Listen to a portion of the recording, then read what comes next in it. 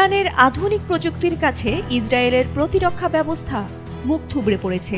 ইরানের পাল্টা হামলায় ইসরায়েলের আয়রন ডোম ধ্বংস হওয়ার পরই বেশ চিন্তায় পড়ে যায় নেতানিয়াহু।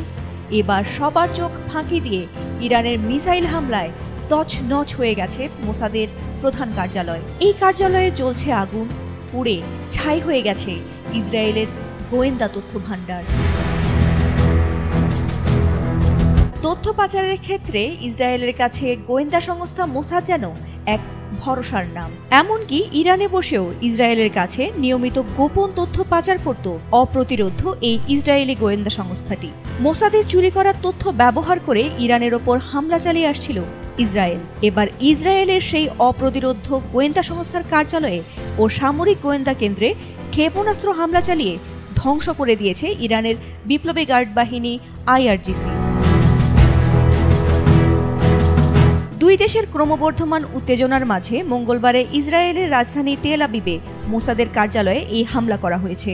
ইরানের বার্তা সংস্থা তাসনিমের প্রতিবেদনে বলা হয়েছে, ইসরায়েলে একটি সামরিক গোয়েন্দা কেন্দ্র ও মোসাদের অভিযান পরিকল্পনা কেন্দ্রে ক্ষেপণাস্ত্র হামলা করেছে ইসলামী বিপ্লবী গার্ড বাহিনী।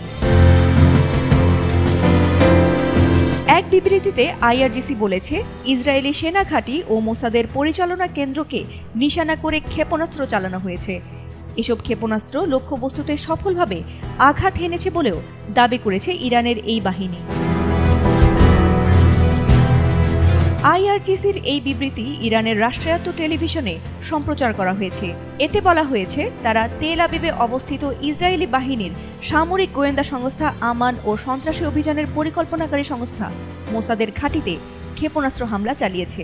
ইসরায়েলি গোয়েন্দা সংস্থার এসব কার্যালয় এখন ধ্বংসস্তূপে পরিণত হয়েছে। এর আগে ইসরায়েলি গণমাধ্যমগুলো জানায়, ইসরায়েলের মধ্য উপকূলীয় শহর হারজেলিয়ায় একটি সামরিক স্থাপনায় ইরানের একটি ক্ষেপণাস্ত্র আঘাত হানে। ইতোমধ্যেই পঞ্চম দিনে গড়িয়েছে ইসরায়েল ইরানের সংঘাত। গত শুক্রবার ইসরায়েল প্রথমে ইরানে হামলা চালায়, পরে ইরান ইসরায়েলে পাল্টা হামলা চালায়। সেই থেকে দুই দেশের মধ্যে পাল্টাপাল্টি হামলা চলমান রয়েছে। ফাতিমা সুলতানা, ATN বাংলা।